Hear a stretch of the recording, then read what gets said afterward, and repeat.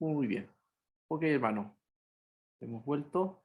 Voy a compartir pantalla.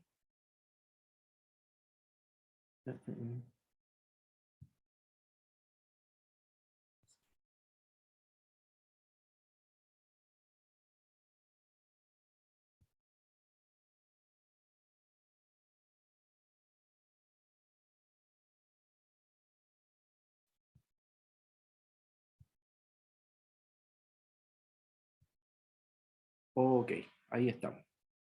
Muy bien, hermano. Eh, Vamos a entrar entonces de lleno al contenido del curso. Y quisiera partir compartiéndoles una gráfica que tengo aquí, que creo que nos va a ayudar a introducir la temática de este curso. ¿Lo pueden apreciar? Está en pantalla. Lo que ustedes ven aquí es una gráfica que refleja el porcentaje de aceptación que tiene el cristianismo en Sudamérica o en América Latina, para ser más específico, y que esto se refleja de manera porcentual. Este es un estudio que se hizo en el año, en el periodo del año 2008 al 2017, donde se fue reflejando el porcentaje, ¿cierto?, de aceptación o de interés en la iglesia, y aquí lo podemos ver plasmado, ¿ya? No es un estudio muy reciente, pero creo que marca tendencia de lo que es el crecimiento y el desarrollo de la iglesia en América Latina. Y si ustedes pueden observar aquí, eh, uno de los países que muestra mayor aceptación es el país de Honduras. Pero aquí pueden ver también la situación de Chile, que aquí está abajo, que es coincide con México, Chile y Argentina, ¿cierto?, con el mismo porcentaje, y que vemos una diferencia notable de lo que son los países eh, del norte de Sudamérica y otros que escapan hacia más al norte, ¿no? Esto muestra entonces qué grado de aceptación hay, y que se ha reflejado en un cierto crecimiento subjetivo, ¿cierto?, de lo que es el crecimiento de la iglesia.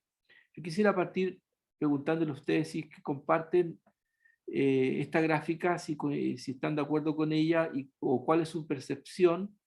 Quizás no tenemos un estudio acabado, ¿cierto?, o un dato cuantitativo de lo que es nuestra realidad en Chile, ¿no? Hablando de la iglesia evangélica en general. Pero no sé qué percepción ustedes tienen con respecto al crecimiento de la iglesia. Por favor, si alguien quisiera partir dando su opinión. Ángela, por favor. Sí, lo primero que yo me preguntaría al ver el gráfico es cuál fue la pregunta que se les hizo a las personas. Sí.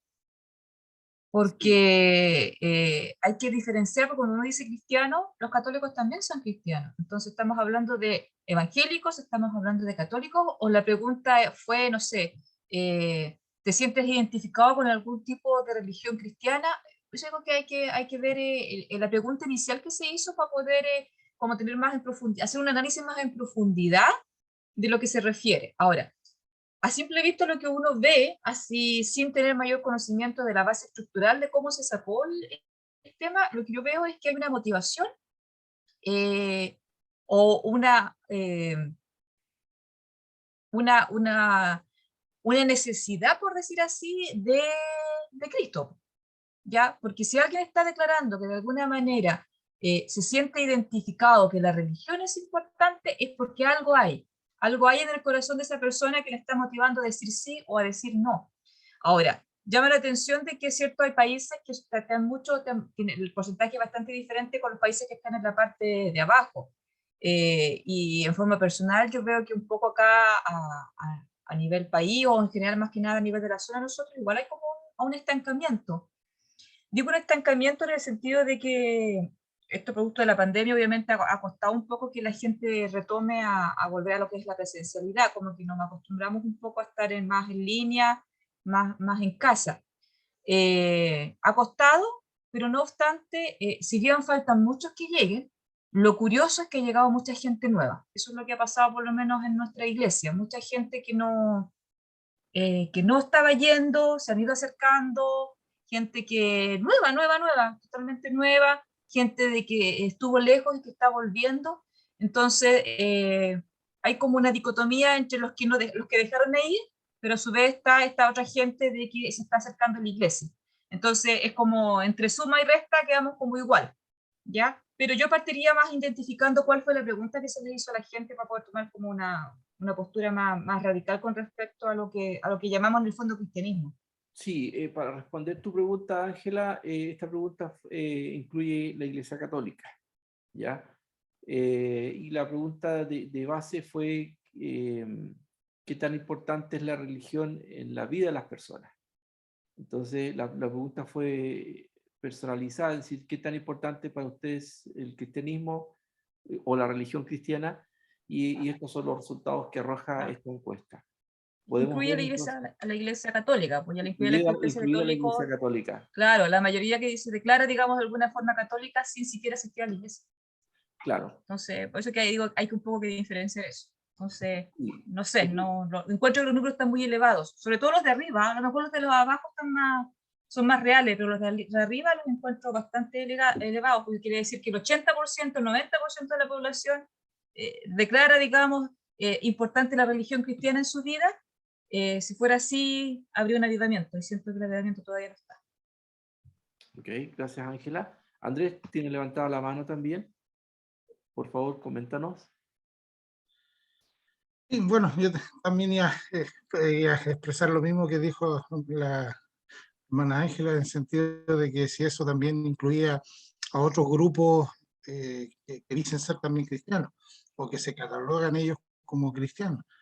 Pero mirando fríamente lo que, lo que es los porcentajes más altos y bueno, las noticias que se han escuchado y eso, todo ese ámbito que uno de repente escucha de los movimientos que se están empezando a reavivar, como por ejemplo Brasil, Colombia, también en el mismo ámbito de la iglesia del Nazareno, que también se ha escuchado que son iglesias que han empezado a, ha tenido un boom en el sentido de que han tenido un crecimiento y han estado, y que están en esa tónica. La verdad que yo diría que por lo menos el porcentaje que se ve, no creo que esté tan alejado a lo que es la realidad actual. Que Perú, se ha sabido que Perú tiene un boom en cuanto a lo que es el evangelismo y lo que es la fe cristiana tremenda. Y, independiente de la pregunta, yo creo que también tiene que ver que yo pienso, me imagino que a aquellas personas a las cuales se les habló, se les generó la pregunta, eran personas que en cierta manera estaban participando me imagino yo. No creo que haya sido así como a 40, 50 personas al azar que le preguntaron, sino que yo creo que tiene que haber sido un grupo dirigido en el cual se le generó esta respuesta, perdón, esta pregunta. Y la respuesta radica en eso mismo, o sea, que para ellos es importante. Y yo creo que no está muy lejano. Lo único que me extrañaría es México, siendo que, por eso lo veo yo, porque México es un país muy religioso desde diversas perspectivas, es como muy religioso ese país y me extraña, por eso tengo esta dicotomía en el sentido de que a lo mejor está enfocado en un grupo que realmente sí está en esa constante de iglesia, en esa constante de participar activamente y no tanto así como al azar, porque si fuera así, México tendría que haber sido uno de los casi al 100%, si la gran mayoría profesan decir que creen en algo o tienen una religión o están ligados a algún tipo de religión. Pero la verdad que lo que sí me produce a mí desde esta perspectiva, mirando solamente lo que es Chile, es que a lo mejor no se ha logrado plasmar lo simple y lo importante que es que es la vida cristiana, la vida simple del Evangelio, por decirlo así. Por eso también se complica a veces el que muchas personas piensen que esto sea importante, por la forma en la cual lo presentamos, a lo mejor la forma en la cual se presenta este Evangelio hace que sea un poquito más complicado. No lo hacemos tan simple, le ponemos a lo mejor de vez en cuando muchos adornos que hacen que, en cierta manera, no se vea como tan importante, pienso yo. Por eso se ve tan reflejada la diferencia. Y como decía nuestra pastora Eri, en Chile es como que estamos quedando al último en cuanto a lo que es este mover de Dios en cuanto al crecimiento. De hecho, Chile está como estancado, por decirlo así. Ujú. Y Bueno, sí, bueno, la pregunta apuntaba precisamente a decir qué grado de importancia tiene para la persona la fe. Eh, y, y no precisamente la pregunta fue planteada a quienes precisamente profesan o más bien dicho practican la religión. Creo que aquí lo que se quiso sondear es qué grado de sensación tiene la persona de que la religión cristiana en este caso puede ayudar o no a las mismas personas y a la sociedad en general, porque cuando hablamos del beneficio que puede tener la religión, lo miramos desde la mirada, ¿cierto?, de qué grado de beneficio tiene esta para la sociedad en la que nos encontramos. Eh, Raúl, ¿tienes también, me parece o no, la mano levantada, si no me equivoco? Sí, gracias. Ya. Eh, cuando mostraste el gráfico, lo primero que hice en googlear en el buscador fue poner niveles de pobreza en Latinoamérica.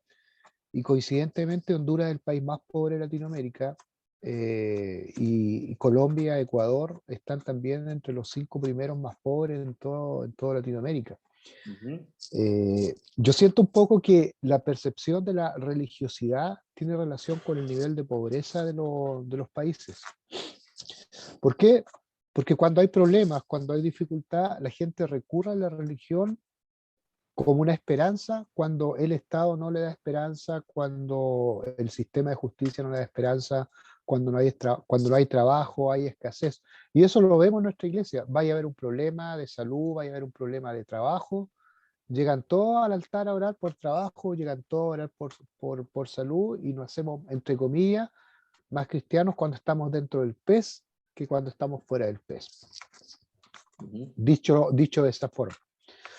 Entonces, me hace lógica el gráfico en relación específicamente a Honduras y también en relación a Chile, porque no hace mucho, hace algunos meses atrás, salió un gráfico, una gráfica en Chile, donde dice que el nivel de cristianismo, que antes éramos un 29%, creo que evangélico, ha bajado significativamente, tanto evangélicos como católicos, y ha aumentado el nivel el indicador de gente que hoy día está creyendo en otras cosas, en otras religiones. Uh-huh. Y al mismo tiempo, ese mismo gráfico que iba a haber un 14%, pueden buscarlo en Google, no me acuerdo quién lo publicó, pero hay un 14%, si es que no me equivoco, de la gente que hoy día no cree en absolutamente nada. Y de alguna forma, la estabilidad social, el tener trabajo, el tener seguridad, te hace olvidarte de Dios. Hace que la gente sea escéptica, que la gente deje de creer en Dios, deje de buscar a Dios cuando no tiene problemas o cuando no tiene dificultades. Y ojo con eso, porque a lo mejor es la respuesta a lo que está pasando en Chile, lo que está pasando en Argentina y en México, que eran países que son los 3 países que están abajo, y hoy día quizás son los países que se han mantenido más estables en todo este último año. Brasil es otro mundo, así que no lo cuento yo a Brasil dentro acá, además que no solo habla hispana. Uh-huh. Gracias, Raúl. Sí, eso es un aspecto importante el que has señalado, el contraste que tiene la fe versus la realidad que tiene cada país. Y aquí no podemos desconocer que así como se ve reflejado en Honduras, un alto porcentaje, como lo es Colombia, países que como bien ha señalado Raúl, son países con bastantes carencias, pero a la vez también nos hace pensar que el grado de, y la calidad de vida y también el grado de influencia que ha tenido también la religión, porque una cosa es aceptar y creer que la fe puede incidir positivamente en la sociedad, pero otra cosa es si esto ha tenido incidencia en mi propia vida. Y creo que ahí hay una cierta contradicción, porque países que reconocen que la fe cristiana puede y tiene un aporte, un valor, son países que también, además que están empobrecidos, tienen altos índices de corrupción, de delincuencia, y que uno claramente se puede hacer la pregunta, ¿y qué pasa con la fe? O sea, ¿qué grado de influencia ha tenido esta en la misma sociedad? Y eso no es un dato menor, porque así como vemos a Brasil, que tiene un porcentaje mayor que el de Chile, por ejemplo, y creo que hemos escuchado eh, que Brasil ha subido mucho en el porcentaje de evangélicos, inclusive llegando al mismo nivel que el católico, pero no se refleja en la calidad de vida de las personas y sus conductas. Siguen siendo países que todavía tienen alto índice de corrupción, por ejemplo. Eso genera ruido. Eso nos hace pensar también de qué manera nosotros estamos midiendo el crecimiento de las iglesias. Creo que eso nos lleva a pensar si estamos haciendo o no un buen trabajo y qué índices son los que son para nosotros importantes para determinar si el trabajo que estamos haciendo es bueno. La tendencia es pensar en los números, ¿no es así? Pensar en que si tenemos iglesias numerosas, eso es una señal de que esta iglesia está haciendo bien las cosas eh, y que eso augura un futuro próspero, por decirlo así, donde vemos ahí un mover, una concentración de personas que no deja de ser interesante. Pero es, en definitiva, los números lo que determina el número de creyentes, lo que determina realmente si la iglesia está haciendo bien su trabajo. Es una pregunta que hoy se plantea la iglesia en general, la iglesia cristiana. Y yo, como para contextualizar también este tema, tengo aquí algunos datos estadísticos de nuestra iglesia a nivel global. La iglesia año a año entrega estadísticas de lo que ha sido el trabajo de la iglesia en el mundo. Y llama la atención algunos datos que quisiera compartírselos como para que también viésemos nuestra realidad. La iglesia en general ha tenido ciertos crecimientos, pero que no ha sido homogéneo. Y creo que si hoy podemos decir que la iglesia Nazareno sigue creciendo, ha sido gracias a que en otras regiones sí ha habido un crecimiento y en otras no. Entonces, entre la suma y la resta, globalmente tenemos un crecimiento, pero que si lo vemos a nivel de país o de región, lo que podemos sacar como conclusión es que no ha sido del todo un crecimiento la que ha tenido la iglesia Nazareno a nivel global. Para mencionar algunos datos, Sudamérica, que es nuestra región, en este último tiempo, esta estadística es del 2021, Sudamérica decreció en un menos 3,6% en su membresía. Ahora, esto puede ser un dato muy de acorde a lo que hemos vivido en estos últimos años, que es la pandemia, y que podría verse reflejado en eso. No es menor que ha habido lamentablemente el deceso de muchos miembros en nuestra iglesia Nazareno. Yo no sé si ustedes han sabido que en Perú, por ejemplo, han muerto más de 50 nazarenos producto del COVID. Algo que aquí en Chile yo no sé si hay un dato ahí fresco de eso, pero allá ha sido terrible la muerte de pastores, inclusive iglesias que han quedado sin pastores producto del COVID. Y obviamente eso ha repercutido en un porcentaje negativo. Lo mismo para Mesoamérica, que es la región que está arriba, ¿cierto? En lo que es México y el Caribe, que también ha tenido un descenso, lo mismo que en Europa, con un menos como 2,7. Y Estados Unidos, que es la cuna de nuestra iglesia, lamentablemente ha tenido en el último tiempo un decrecimiento, y en el último dato que yo rescato aquí es que la iglesia del Nazareno de Estados Unidos bajó un menos 3, o sea, un 3,11% negativo en cuanto al crecimiento de la iglesia. Eso es una señal que no deja de llamar la atención. Y aquí, si finalmente los números son azules, se debe a el resultado que ha tenido la iglesia Nazareno. ¿Saben dónde? En Perú. Perú. No. ¿En qué continente? En Ah. Asia, Así. No, en África. en África. En África. África y Asia han sido las dos zonas donde la iglesia Nazareno ha crecido significativamente. Al punto, y esto es un dato muy interesante, que si la tendencia sigue de esa manera, probablemente en los próximos años, el 30% de los nazarenos van a ser de África. La iglesia de Nazareno ya está creciendo fuertemente, y la iglesia está consciente de eso.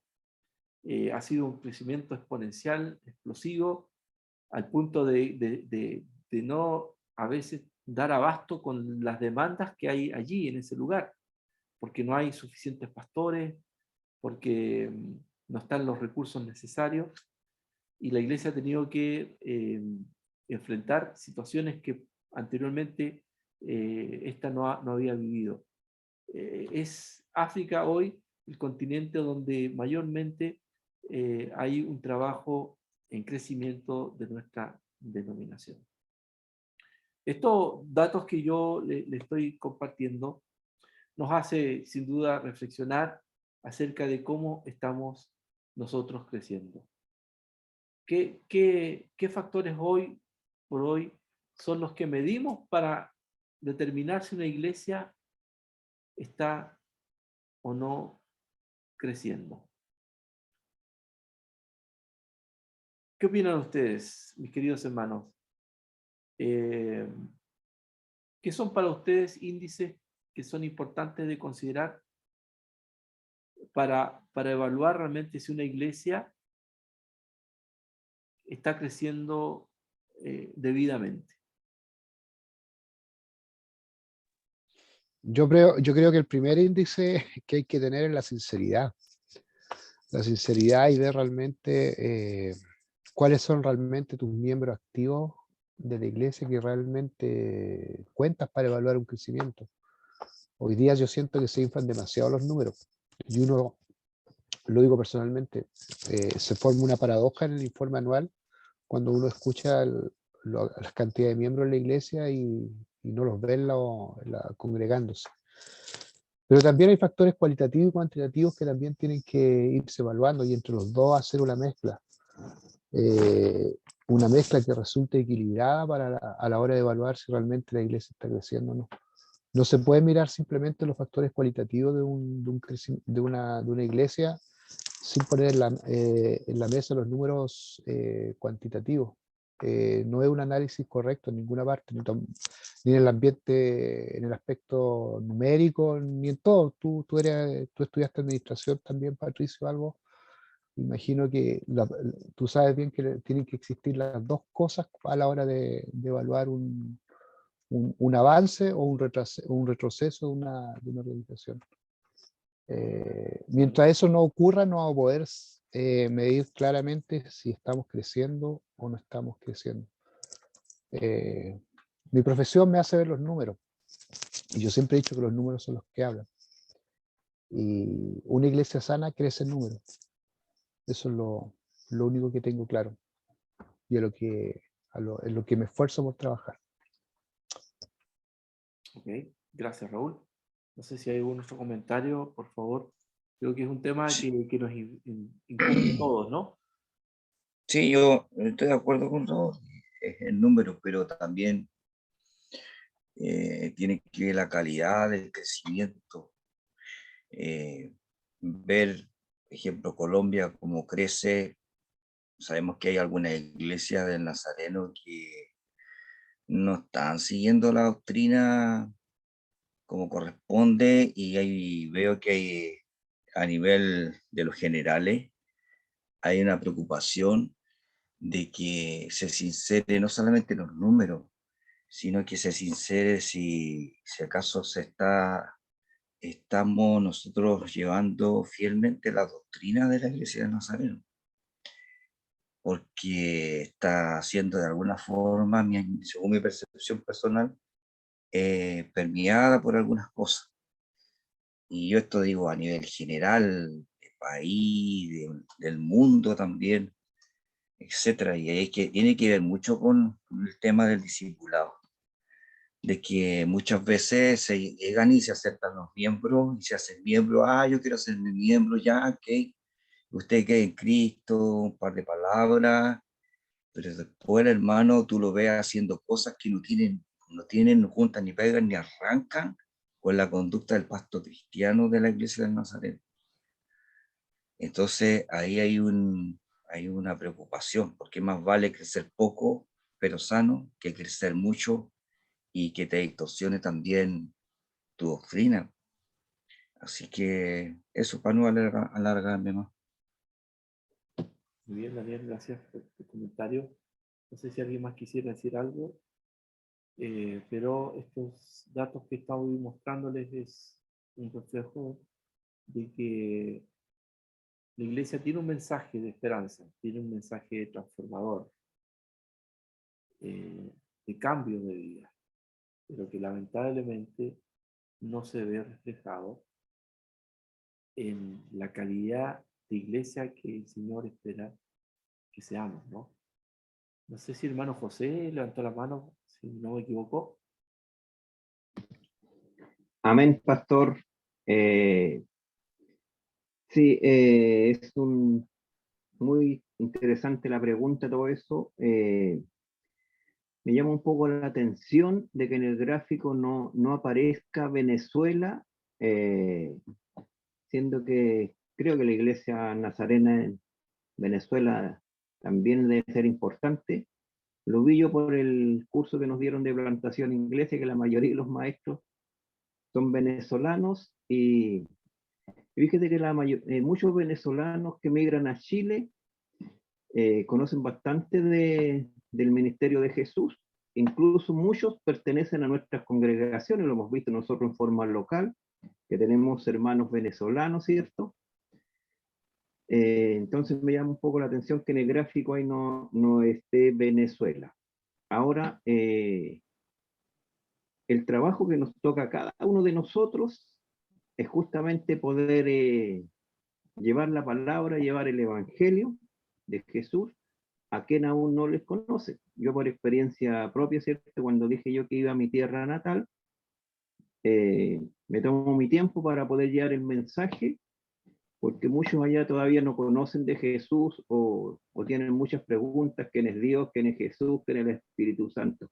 Entonces ahí está la labor de cada uno de los nazarenos, de poder llevar el mensaje en forma clara, ¿cierto? En forma práctica y con el lenguaje adecuado a cada región, para que ellos puedan entender lo que Jesús quiere decirles en su corazón. Y basado en eso, se pueden ganar más miembros. Ahora, en relación a lo que decía nuestra hermana Ángela, sí, nosotros, nuestras iglesias, ¿cierto? También cada vez están llegando hermanos nuevos, ¿cierto? Donde nos tocaría a nosotros, ¿cierto?, de poder hacer ese discipulado, ¿cierto?, para poder tener verdaderos adoradores. Porque si nosotros llevamos un mensaje, pero que no entre en el corazón de ellos, van a ir un domingo, después desaparecen, o hoy día son miembros, un par de meses más ya no son, lo que decía el pastor Raúl, ¿cierto? Entonces ahí los números se inflan, ¿cierto? Entonces vivir un poco de nuestra realidad, de la membresía que realmente tenemos. Yo le decía que en Lomas Colorada, sin saber quién era hacer esta pregunta, no hemos mantenido todos los hermanos que somos, ¿cierto? Nos hemos mantenido en esto, con pandemias, con todas estas adversidades que nos ha presentado los tiempos, ¿cierto? En los que vivimos, pero y pareciera ser que como que si tuviéramos la misma cantidad y no nos restaran como que un mérito, pero debemos sumar más, y para eso que el Señor nos ayude a poder llevar el testimonio, ¿cierto? Faltan misioneros en nuestras iglesias, faltan, ¿verdad? Que hagamos más los discípulos, ¿cierto? A personas nuevas en nuestra iglesia, ¿cierto? Como que se ha dejado un poco de lado. No es que no se haga, ¿cierto? Pero nos falta todavía hacer más a los hermanos nuevos que se han congregado por 1, 2, 3 o que ya llevan algunos meses. Yo creo que por ahí, pastor, puede ir el tema de poder nosotros llevar en forma clara la sana doctrina, como decían nuestros amados hermanos, ¿cierto? Para que otros puedan conocer de Cristo. Mientras más claritos somos con el mensaje, los hermanos más van a entender lo que realmente nosotros queremos en ellos. Eso sería más o menos. Ok, hermano. Gracias, hermano José. Le damos el pase a Andrés de nuevo, porque ahí está con su mano levantada. Gracias, pastor. Sí, yo creo que tiene que ver con todo lo que hemos conversado. La iglesia tiene que crecer, claro que sí. Es una marca distintiva que se están haciendo las cosas bien. Y también yo creo que el crecer tiene que ser el resultado de, por lo mismo decía Daniel. O sea, yo pienso y veo que una iglesia saludable es una iglesia que incorpora varias generaciones, una iglesia que incorpora a la familia. O sea, que yo creo que la iglesia saludable es la cuyo centro es la familia. Hijos, padres, abuelos, nietos, donde hay varias generaciones formando parte de esta. Y obviamente y todo entrelaza, porque la escuela dominical apunta al niño para que el niño pueda creer en la fe, y a través de la fe de él lleguen los hermanos, los papás, o cuando estamos abarcando a los papás, queremos que a través de esa fe puedan ser también involucrados, ¿cierto?, los hijos. Así, o sea, yo creo que cuando una iglesia está creciendo de manera saludable y está creciendo es cuando está involucrando el evangelio en el núcleo de la familia, cuando el evangelio apunta a una persona, pero no solamente apunta a esa persona, sino que apunta también a su núcleo familiar. Yo creo que ahí es cuando empieza a crecer la iglesia de manera saludable, cuando mi vida, que ha sido transformada por Dios, afecta mi entorno. Y eso trae como resultado crecimiento numérico. Yo pienso que eso para mí sería un distintivo de una iglesia que está haciendo las cosas bien, una iglesia en la cual apunta a la familia, donde se ven hijos, padres, nietos, abuelos tal vez, que empiezan a seguir este peregrinaje en conjunto. Y eso es sumatoria, incluso hasta multiplicación, diría yo, si se empiezan a hacer las cosas desde esa perspectiva. Gracias, Andrés. Sí, creo que todos coincidimos en el hecho de que la iglesia debe crecer. Es el resultado del trabajo que Dios nos ha encomendado, ¿no?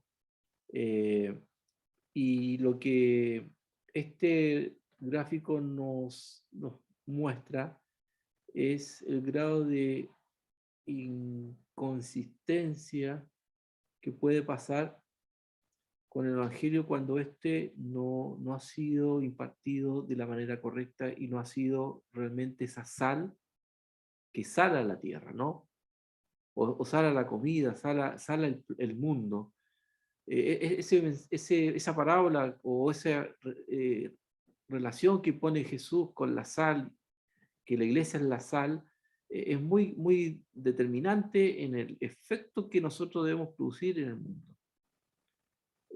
¿Estamos hoy realmente siendo esa sal que sazona el mundo y le da esa preservación, que es una de las propiedades que tiene la sal?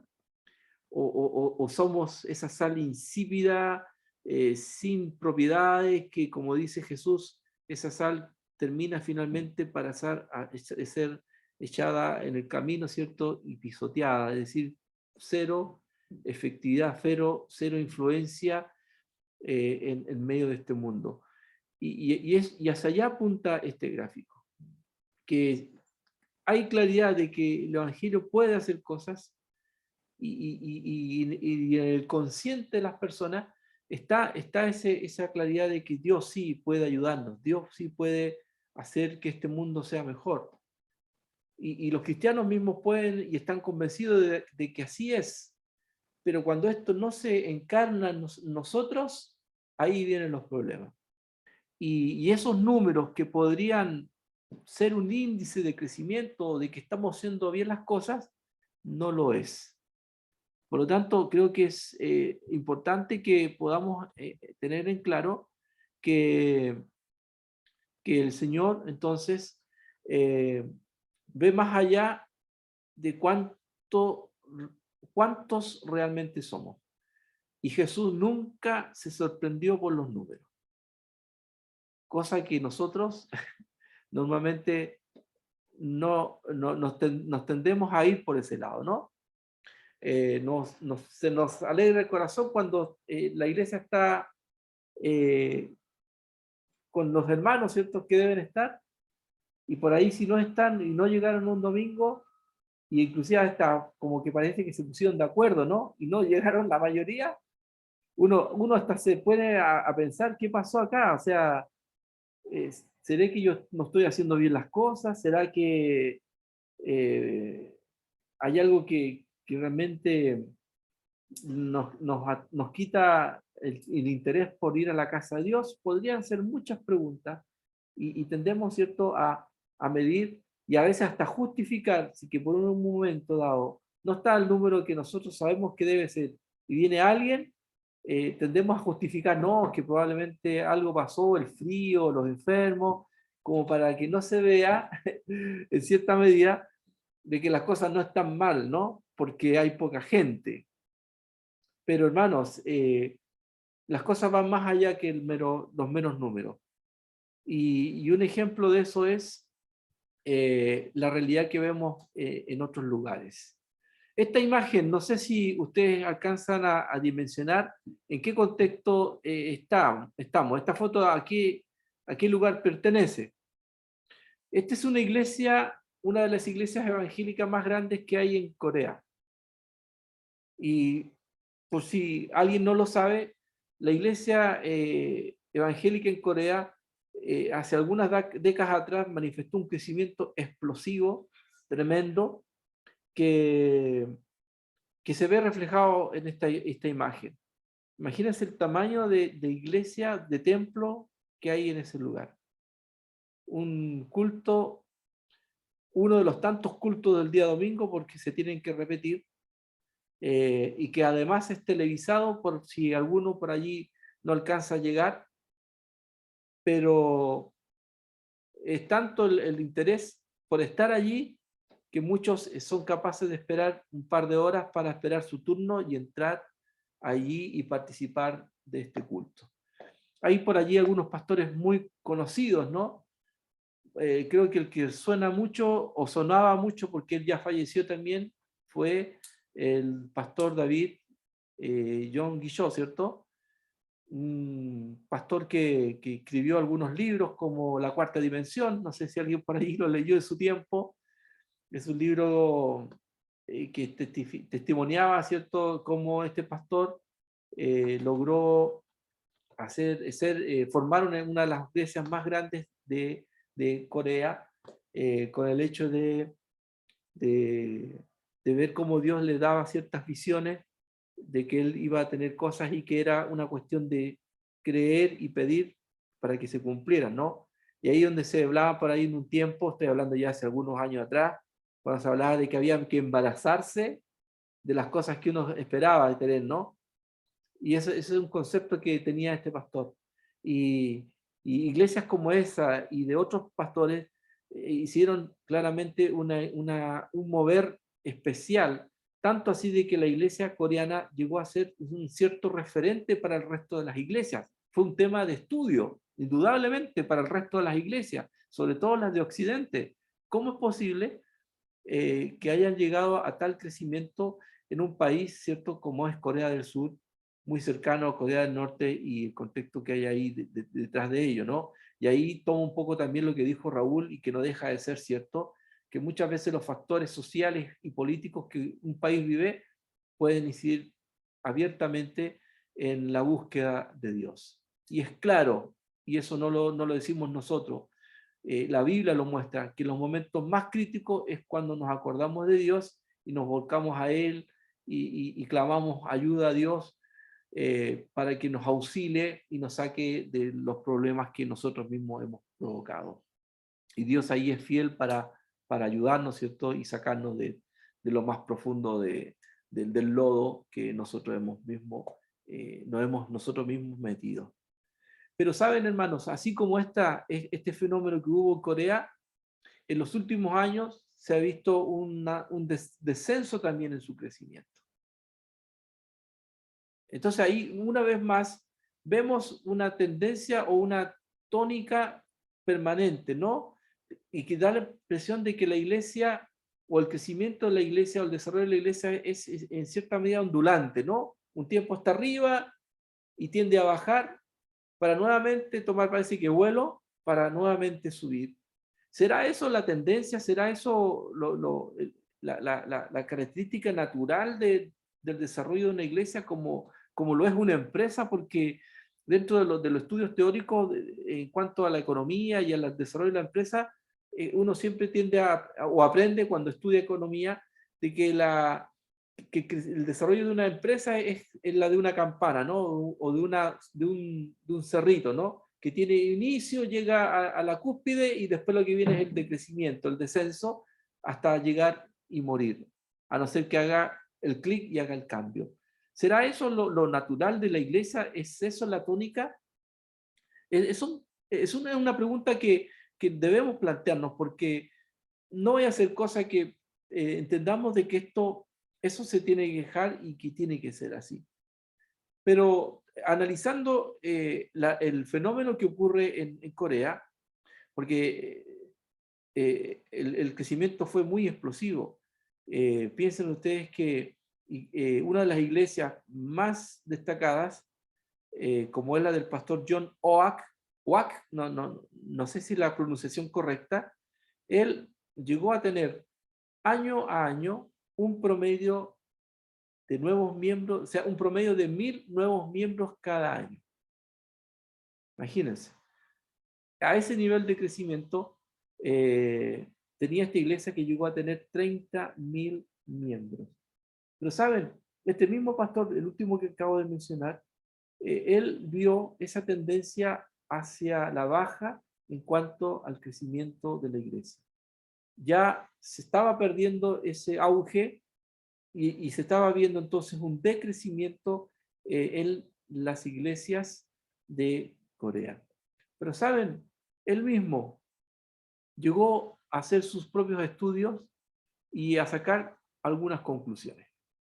Y aquí se las quiero compartir. La imagen de ahí que aparece es del pastor Oak, como yo les dije, John Oak.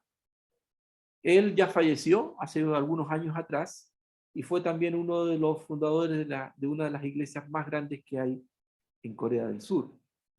Y él llegó a la siguiente conclusión, que es la que aparece aquí en la parte superior. No sé si alguien me puede ayudar en la lectura, por favor. ¿Alguien se atreve a leerlo? El ritmo de crecimiento. Vamos a leer. El ritmo de crecimiento ha declinado drásticamente en todas las denominaciones cristianas en el país, debido al énfasis unilateral en el crecimiento numérico y el lamentable olvido de la importancia capital del discipulado en la vida y misión de la Iglesia.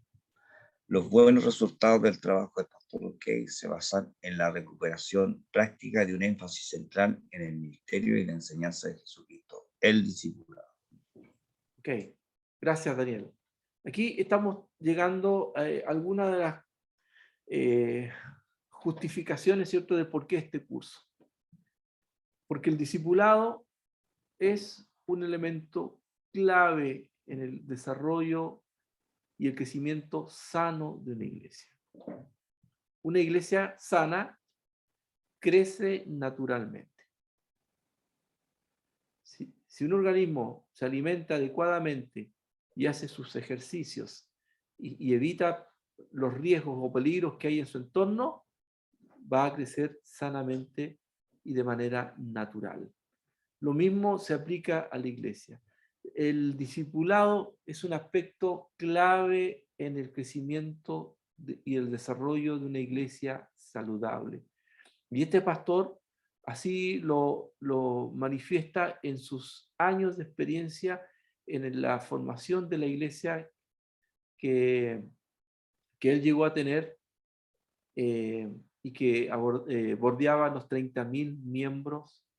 Imagínense, tremenda iglesia, tremendo problema que hay ahí, ¿no? Tremenda preocupación de este pastor, que dicho sea de paso, murió bastante joven, a los 65 años, de un cáncer, pero alcanzó a escribir este libro que ustedes van a tener el gusto de conocer en algunos capítulos que van a tener que leer, ya el discipulado y crecimiento integral de la iglesia.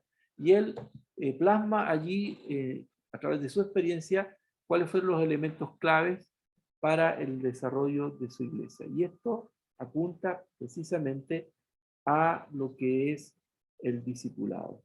Pero él no fue el único que llegó a este grado de conclusiones. Aquí hay otro autor, que es Daniel Julio Rode. Él escribió un artículo que llevaba como título, y esto lo encontré, ¿por qué algunas iglesias crecen? ¿Por qué algunas iglesias crecen? ¿No? Como dando a entender de que el crecer es un fenómeno excepcional, ¿no? ¿Por qué algunas iglesias crecen y otras no? Casi como apuntando de que la tendencia no es la de crecer, sino que de estar allí, en cierta medida, en un proceso intermedio. Pero él, dentro de sus conclusiones, arroja 6 axiomas que yo quisiera compartírselos y a ver si ustedes también me dan su opinión y están de acuerdo. No necesariamente tenemos que creer todo a pie juntilla, ¿no? Pero creo que ustedes también tienen ya un cierto grado de experiencia y podrían tener una opinión respecto a aquello. Aquí él muestra 6 aspectos o 6 características de aquellas iglesias que crecen. La primera dice que una iglesia crece cuando el líder quiere que la iglesia crezca. Quiere que su congregación vaya, ¿cierto?, creciendo y a la vez esté dispuesto a pagar el precio para lograr que esa iglesia crezca. Segundo aspecto, que quienes conforman la iglesia también tengan ese mismo deseo de crecer y a su vez, como laicos, como miembros de esa iglesia, estén dispuestos a pagar el precio. Un tercer axioma, ¿no? O una tercera característica es que la iglesia concuerda que el blanco de la evangelización es hacer discípulos. Es hacer discípulos. Cuarto, estas iglesias no tienen ninguna enfermedad terminal y las curables están controladas. Aquí lo que da a entender entonces que son iglesias sanas, espiritualmente sanas. 5, son iglesias que mantienen alto el nivel de todas las características básicas o signos vitales de una iglesia saludable. Una iglesia saludable que adora integralmente, que sirve, que predica y así otros aspectos más. Y una sexta característica es que las iglesias reconocen que el verdadero crecimiento solo lo produce Dios y que la verdadera batalla, la espiritual, una de las principales armas es la oración. Le doy en este momento algunos minutos para ver si ustedes me pueden comentar cuál es su opinión respecto a estas 6 características de una iglesia que crece. ¿Le llama la atención alguna en particular? ¿Están de acuerdo? ¿Cómo ha sido su experiencia? ¿Se aplica o no en su iglesia? ¿Hay algo que a lo mejor estamos en deuda según estos axiomas? Yo totalmente de acuerdo con lo que plantea el pastor Daniel. Siento que uno de los principales problemas de la iglesia es que, en el crecimiento, digo yo, es que de repente hay muchas visiones dentro de la iglesia. Y al haber muchas visiones se produce división. Por algo cada empresa, cada compañía tiene una visión. La iglesia del Nazareno tiene una visión. Todos debemos manejarnos por una visión. Cuando está definida claramente la visión por parte del pastor, la iglesia trabaja en comunión, trabaja bajo un mismo objetivo, bajo un mismo principio, bajo un mismo valor. Y no es tan solo el esfuerzo del pastor o el desgaste del pastor que puede hacerse a la hora de evangelizar o a la hora del crecimiento, sino el esfuerzo de toda la iglesia en conjunto, porque todos están en el mismo sentir. Creo que es un punto que hay que atacar, como va a poder amalgamar más todos los conceptos que están aquí, que plantea el pastor Daniel Julio Roe. Totalmente de acuerdo con todos los otros. En lo personal, Raúl, ¿sientes que algunos de estos aspectos nos faltan quizás a nivel local? Hablando en general de las iglesias, ¿no? Sí, yo creo lo que falta eso, falta que nos unamos en una visión. Siento que todavía, hablo de mi distrito, eh, no hay visiones claras, no hay visiones bien definidas con respecto a dónde se quiere llegar. Creo que cada ministerio empuja con sus fuerzas lo que tiene que hacer dentro de un programa, dentro de un ejercicio que ellos mismos desarrollan o que el liderazgo nacional o regional provee, pero muchas veces eso se aleja un poco de lo que está pasando en la cultura de la iglesia local. Y yo creo que las cosas tienen que partir en la iglesia local. ¿Dónde está el problema? Es como cuando hace un FODA o en la empresa se hace un estudio psicosocial de la gente para determinar dónde están los problemas de productividad. Y ahí termina que el viejo a lo mejor no trabaja o no produce porque los zapatos que le dan son duros, por ejemplo. Y el Andrés debe saber eso porque trabaja en una industria y Daniel igual en su tiempo. Cosas insignificantes que a lo mejor para un empresario es irrelevante, para un trabajador es gravitante a la hora de desempeñarse. Y pasa lo mismo con la iglesia local. Eh, para unificar una visión y que se produzca un crecimiento, hay que ver por qué la gente no quiere trabajar, por qué la gente no quiere gastarse en el servicio, por qué la gente le da lo mismo ir o no ir al culto hoy en día, por qué a la gente le da lo mismo participar o no participar de un programa de evangelismo, por qué la gente no quiere discipular cuando sabemos que una de las misiones es importante y siempre son los mismos que levantan la mano a la hora de discipular. Y es más aún, ¿por qué la gente en la iglesia no quiere ofrendar, no quiere dar, no quiere diezmar? Y paga cuotas en vez de diezmo. En fin, hay hartas problemáticas que hoy día pasan en la iglesia local y que eso está produciendo en el fondo división, porque no hay una visión clara que te lleve a dar todo lo otro, lo que mencioné yo, que hoy día estamos careciendo. Creo que por ahí hay que partir, como para poder mejorar y alcanzar estos 6 axiomas para que podamos ser una iglesia creciente. Y no va de la mano con el tamaño, porque puede que una iglesia tenga, no sé, 10 miembros, pero si ninguno de los 10 miembros está de acuerdo a sacrificarse, cuando el pastor cita, oye, vamos a reunión de junta tal día y nadie quiere o nadie puede, ya de ahí estamos partiendo de que no están claros en la misma visión, porque todos tenemos que poner el mismo esfuerzo, el mismo sacrificio a la hora de reunirse, a la hora de juntarse para realizar un programa o para alcanzar un objetivo. Es lo trivial en el fondo. Ujú. Ok, gracias Raúl. Le damos el pase a Ángela, después a Andrés.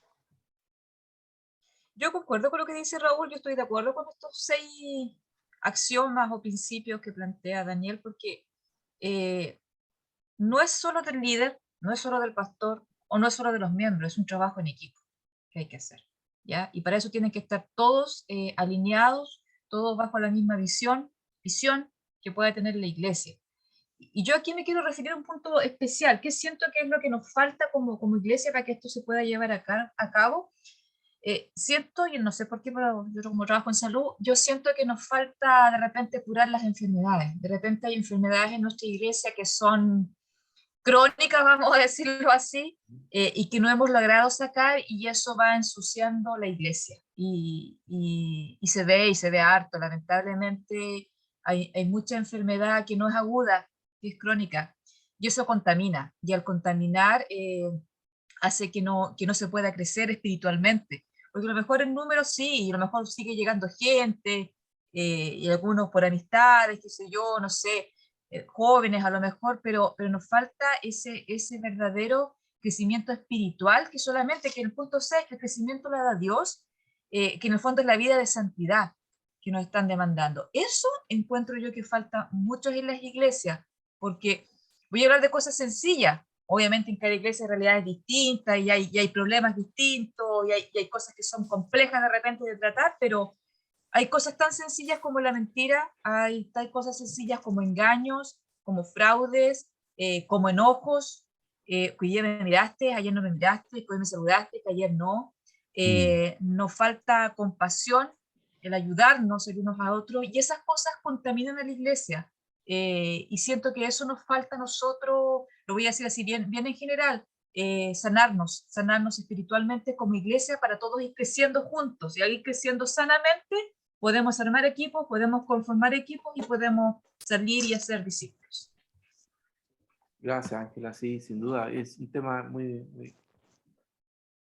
evidente lo que tú acabas de mencionar, ¿no? Sanar heridas, sanar o limar asperezas, y tiene que ver mucho con nuestra vida espiritual, no es más que eso, no es algo externo, no es que el que yo me lleve no muy bien con alguien sea un tema trivial, no, es un tema de fondo, es un tema espiritual, que por ahí a veces aprendemos a vivir con ello y no creo que no es lo apropiado. Andrés, por favor, tus comentarios.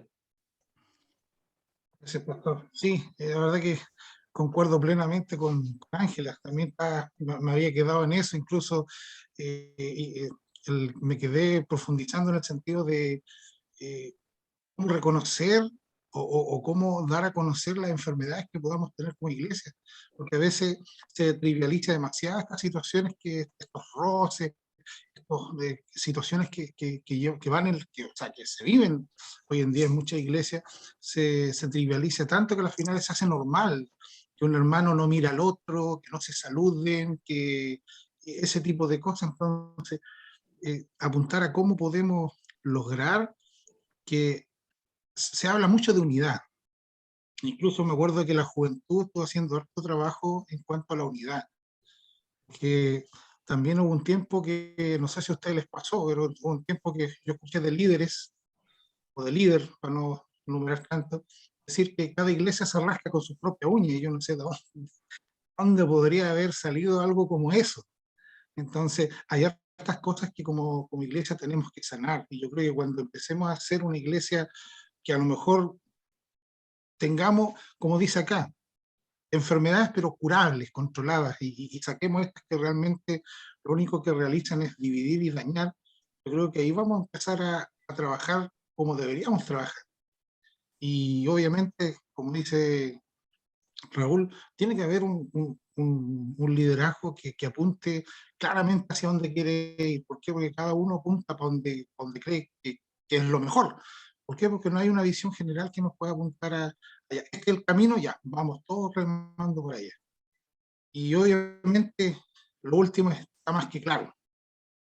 una iglesia que no ora, la verdad, o una iglesia que no entiende que todo proviene del favor de Dios, que no son mis esfuerzos, que no es mi talento, no es mi capacidad, no es que yo soy simpático, tengo buena onda, que todo tengo un aura, o como te le quiera decir, que no es eso, sino que es el poder de Dios utilizándonos nosotros como instrumentos de su amor para poder impactar la vida de otros. Es imposible que logremos resultados y perdurables, porque a lo mejor vamos a tener resultados inmediatos, pero perdurables imposible. ¿Por qué? Porque como decía Ángela, a lo mejor van a llegar jóvenes, van a llegar adultos, porque amigos de, parientes de, y a la larga a lo mejor no estás conectado, pero participa.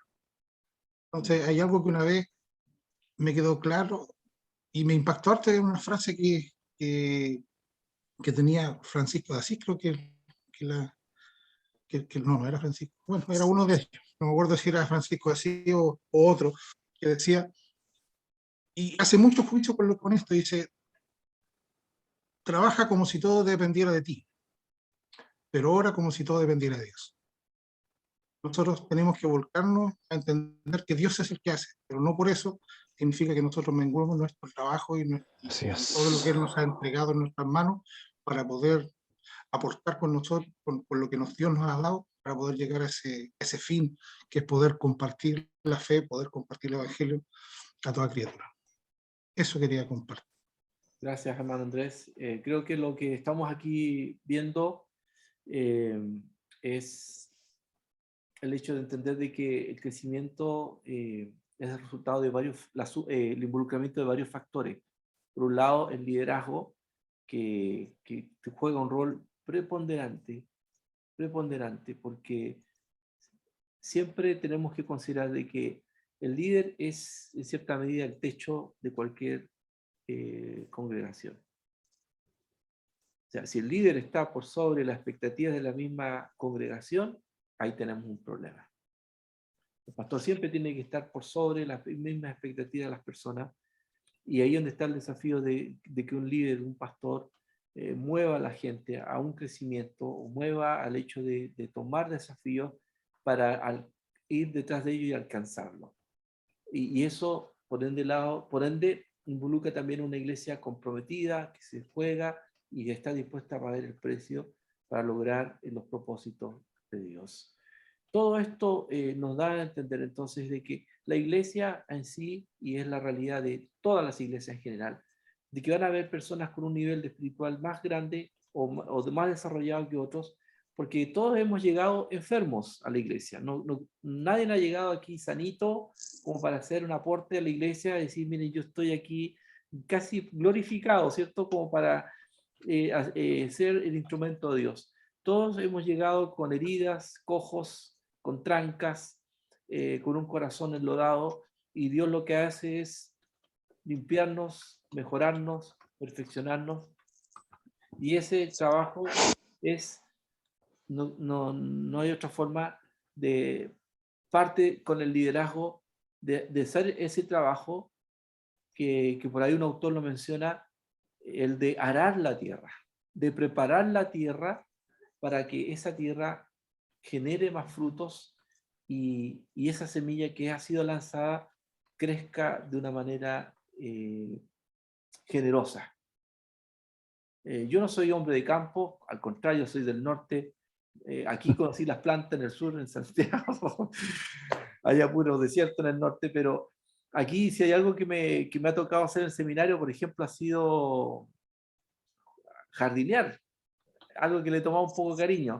Y he aprendido, y me he dado cuenta que una tierra que está con piedra, que tiene cosas, impide, por ejemplo, el crecimiento del pasto.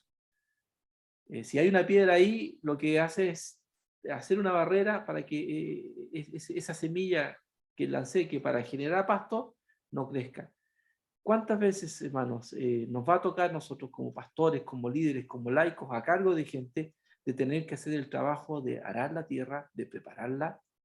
Algo que va a significar lidiar con las personas, de estar allí con ellos, muchas veces corrigiendo sus actitudes, sus conductas, y que nosotros ahí vamos a estar, como dice la palabra, sufriendo dolores de parto, o sea, quebrándonos la cabeza, pasando rabia, por personas que ni siquiera son de mi entorno íntimo, pero porque amo al Señor y me han encomendado el cuidado de esas ovejas, voy a tener que hacer el trabajo ahí de que muchas veces no nos agrada, porque es un trabajo anónimo muchas veces, un trabajo de largo alcance, de mucha paciencia, de perseverancia, y que no, lamentablemente, no todos los líderes están dispuestos a pagar.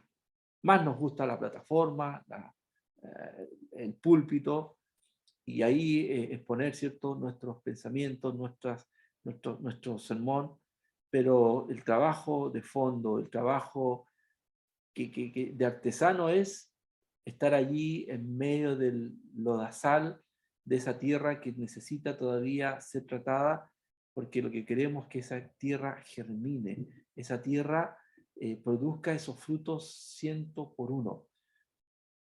Por lo tanto, hoy, hermanos, es el tiempo para replantearnos bien dónde van a estar nuestras prioridades hoy como iglesia, para ser la iglesia del Señor. Rick Warren, que es un autor que ya les mencioné, dijo en una oportunidad que el problema de la iglesia en este siglo, en el siglo XXI, no es el crecimiento, sino que es la salud de la iglesia. No sé si ustedes están de acuerdo, pero creo que tiene mucho sentido hoy. Tenemos que quizás hoy decir, momento, sé que nuestro deseo es crecer y tener muchos resultados, pero quizás hoy el momento o el tiempo que tenemos que dedicar es arar la tierra, sacar maleza, es de estar allí ensuciándonos con el barro para que esa tierra esté preparada y finalmente de allí veamos resultados, esos resultados que el Señor quiere que nosotros tengamos. ¿Cómo logramos eso?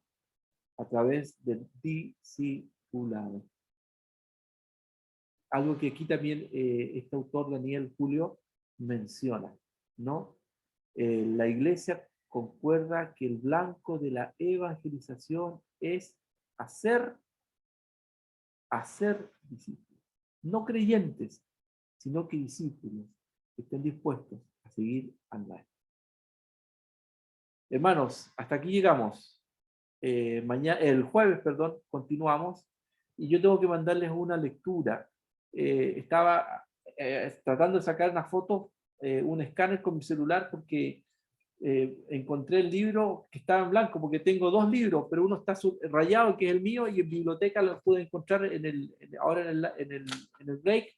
Y lo voy a escanear con mi celular y se los voy a mandar por lo pronto, para que lo tengan rápido a su WhatsApp, al WhatsApp del grupo. ¿Para qué? Para que lean 2 capítulos del libro Discipulado y Crecimiento Integral, capítulos 2 y 3, lo van a leer y ustedes van a escribir en una hoja con su nombre, ¿cierto? No va a ser ni siquiera un análisis crítico, sino que ustedes van a mencionar los puntos que ustedes consideran destacables de lo que mencionan estos dos capítulos, el capítulo 2 y 3 de este libro, y que tiene que ver con cuál fue la clave del crecimiento de este pastor. No les digo con esto que esta es la receta mágica, ni es la piedra filosofal, pero apunta un tema muy, muy importante que nosotros como pastores y líderes debemos considerar. ¿Saben lo que a veces no hemos tomado en serio en nuestras iglesias? Es el rol que juegan los laicos en la iglesia. Ahí está la fuerza de la iglesia. Y este autor en los capítulos 2 y 3 aborda esa temática.